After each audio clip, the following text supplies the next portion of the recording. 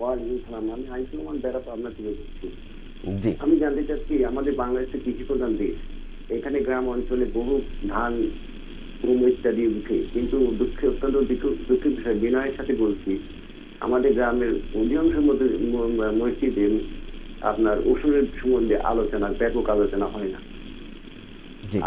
আর একটা প্রশ্ন করতে চাচ্ছি যে আমাদের এই প্রোগ্রামের মধ্যে কিছু বিজ্ঞাপন হয় যেটা আমাদের একটু দেখতে দৃষ্টিকটু লাগে।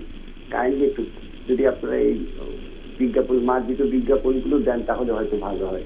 জি, অনেক অনেক ধন্যবাদ জনাব আনিসুর রহমান আপনার সুচিন্তিত মতামতের জন্য। অবশ্যই বিষয়টি আমরা বিবেচনা করব কিভাবে আরো সুন্দর করে যেসব বিষয় পরিত্যাগ করা দরকার, সুন্দর করে আরো কিভাবে সাজানো দরকার, আমরা এ বিষয়ে অবশ্যই আমরা লক্ষ্য রাখবো। আর যে প্রশ্নটি আপনি করেছেন অত্যন্ত গুরুত্বপূর্ণ প্রশ্ন। ওষুধ সম্পর্কে আসলে আমাদের দেশের অধিকাংশ মানুষই ওয়াকিফাল নন। আজকে আমরা জেনে নেই ওষুধ আসলে ওষুধ বলতে কি বোঝায় এবং এটি জাকাতের মতোই অবশ্য পালনীয় ইবাদত কিনা এবং এর পদ্ধতিটি কি। ওষুধ তো আসলে ফসলের জাকাত, আসলে ওষুধ জাকাতেরই অংশ এবং এটা অবশ্যই পালনীয়। আর জমির ফসলকে হাদিসের দৃষ্টিতে দুভাগে ভাগ করা হয়েছে।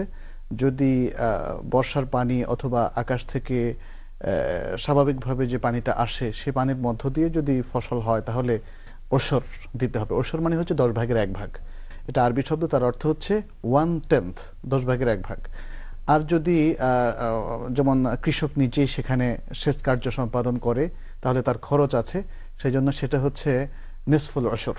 সেখানে নিসফুল ওশর অর্থাৎ 20 ভাগের 1 ভাগ জাকাত দিতে হবে। এবং সেখানে কতটুকু ফসল হলে জাকাত দিতে হবে সেটাও মেনশন করা আছে, খামসাতু আউসুক। এবং সেটা হচ্ছে 16 মণ প্লাস, 16 থেকে 17 মণের মাঝামাঝি। আমরা মনে হয় 16.5 মণ ধরতে পারি। 16.5 আউসুক বলতে যেটা বোঝায়, জি, খামসাত আউসুক ইকুয়াল টু 16.5 মণ আমাদের এখনকার হিসাবে। তো 16.5 মণ যদি প্রথম জমিতে হয়, অর্থাৎ যেখানে আমরা ওষর কথা বলেছি, তাহলে তার 10 ভাগের 1 ভাগ। আর যদি সেচ কার্য সম্পাদনের মাধ্যমে চাষাবাদ করা হয় তাহলে 20 ভাগের 1 ভাগ প্রত্যেক ফসলের পরেই গরিব দুঃখীদের মধ্যে দিয়ে দিতে হবে, যারা জাকাত নেওয়ার মতো হকদার তাদের মধ্যে দিতে হবে। এটা খুবই ইম্পর্টেন্ট একটা বিষয়, ফরজ। এবং এদেশের প্রেক্ষাপটে আমরা দেখি যে আমাদের দেশে তো ফসলি জমি প্রচুর, সেক্ষেত্রে ওষুধ যদি দেয়া হয় তাহলে প্রত্যেক গ্রামে ভোগানাঙ্গা লোকরা থাকে এবং মঙ্গা পীড়িত এলাকা তো আছেই, সে এলাকায়ও কিন্তু প্রচুর জমি আছে।